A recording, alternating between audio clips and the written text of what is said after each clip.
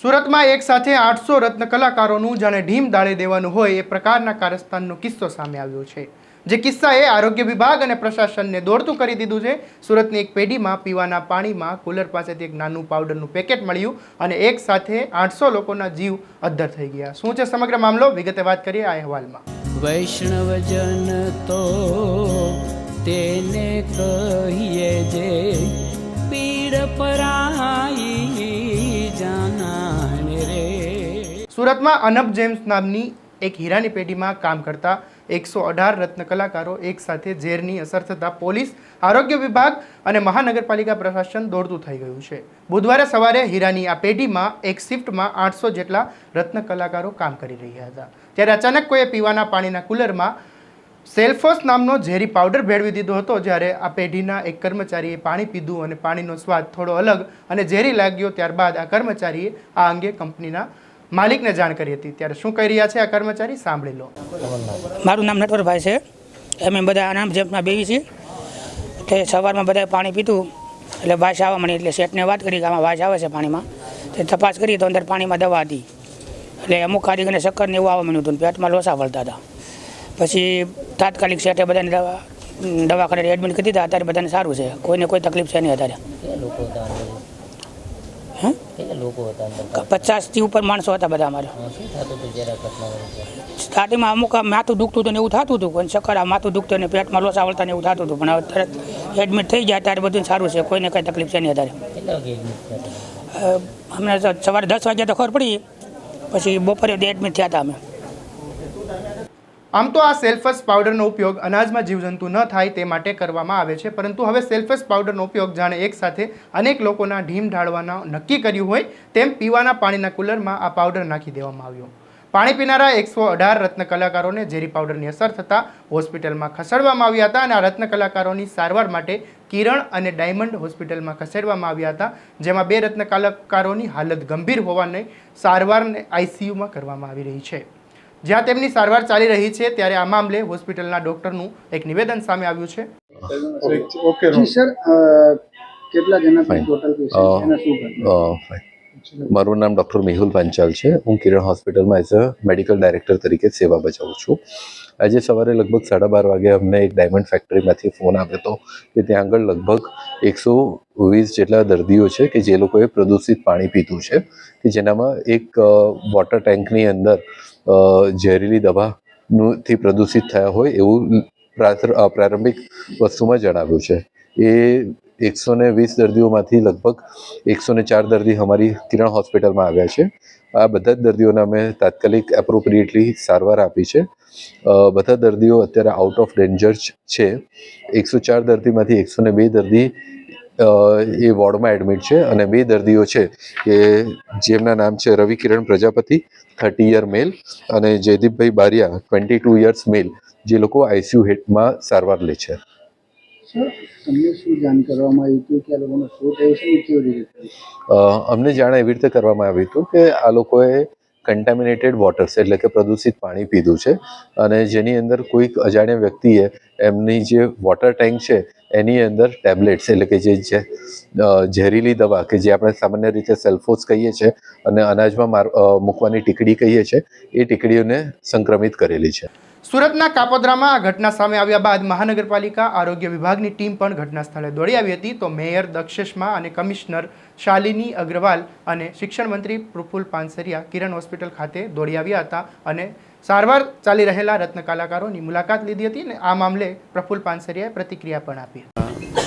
જે કાપોદ્રાની અંદર ડાયમંડ ફેક્ટરીમાં જે ઘટના ઘટી એમાં 104 રત્ન કલાકાર મિત્ર કર્મચારીઓને કિરણ હોસ્પિટલમાં દાખલ કર્યા છે અને બાકીના 12 કે 18 રત્ન કલાકાર કર્મચારીઓને ડાયમંડ હોસ્પિટલમાં દાખલ કર્યા। દરેક પરિવારજન એકદમ સેફ છે। ડાયમંડના કંપનીના માલિકશ્રીએ ખૂબ સારી વ્યવસ્થા કરી છે, તમામને એડમિટ કરી દીધા છે, તમામના બોડી ચેકઅપ કરાવીને ડૉક્ટરના ઓબ્ઝર્વેશન પર રાખવામાં આવ્યા છે 24 કલાક સુધી। કોઈ તત્વએ આ ઝેરી મિલાવટનું પાણી પીવાનું જે કુલર છે એની અંદર નાખી દીધું છે. પોલીસના અમારા ડીસીપીથી લઈ કમિશનર તમામ વ્યક્તિઓ અહીંયા હાજર છે.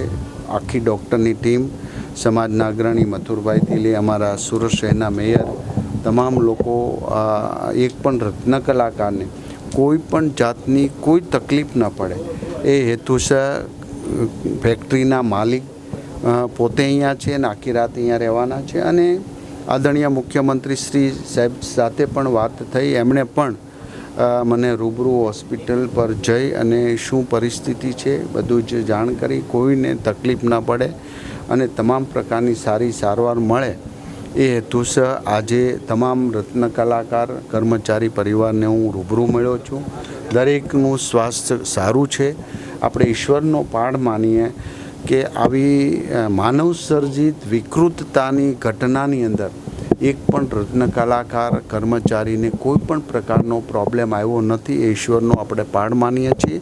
અને આવનારા સમયમાં આવી વિકૃત માનસિકતાથી આ તો ખૂબ મોટું ભયંકર પાપ છે અને પાપ કરવા કરતાં અનેક લોકોના જીવનના મરણ જીવનની સાથે એમણે ચેડા કર્યા છે.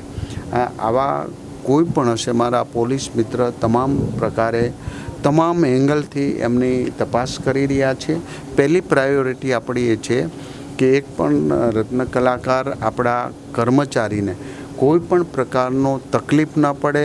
એમને કોઈ પણ રાતનાય પણ આ હોસ્પિટલ કિરણ હોસ્પિટલની અંદર આખો વોર્ડ 104 રત્ન કલાકારને દાખલ કરી એમના ફેક્ટરી માલિકે ખૂબ સારી વ્યવસ્થા કરી છે. અને આવનારા સમયમાં હજી જે કંઈ કરવું પડતું એમના ટેસ્ટથી લઈને તમામ પ્રકારના રિપોર્ટ કરી ડૉક્ટર સેફ જાહેર કરશે.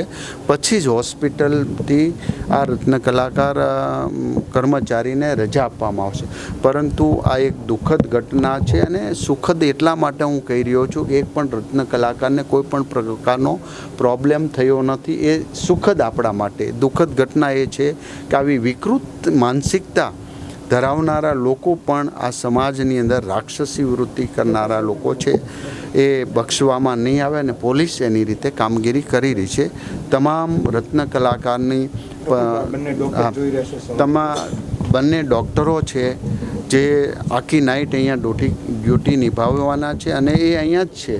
ત્યારે એક પણ રત્ન કલાકારને સેજ પણ પ્રોબ્લેમ ના આવે એનું સંપૂર્ણપણે નિરીક્ષણ કરી અને ધ્યાન આપી રહ્યા છીએ. જે બદલ હું એમના માલિકે પણ ખૂબ સારી સેવા બજાવી છે અને અહીંયા સારી એવી સારામાં સારી એમને સવલતથી એમને મેડિકલ સારવાર મળી રહે એવી તમામ પ્રકારની વ્યવસ્થા ગોઠવવામાં આવી છે. પાણીના કુલરમાં ઝેરી પાવડર કોણે ભેળવ્યો તે સામે આવ્યું નથી, પરંતુ 800 લોકોના ઢીમ ઢાળી દેવાનો કારસ્તાન રચનાર સામે નક્કર કાર્યવાહી થાય એ જરૂરી છે. ફરી મળીશું નવી સ્ટોરી સાથે. ત્યાં સુધી જોતા રહો નવજીવન ન્યૂઝ. વૈષ્ણવજન તો તેને કહીએ જે પીડ પરાઈ.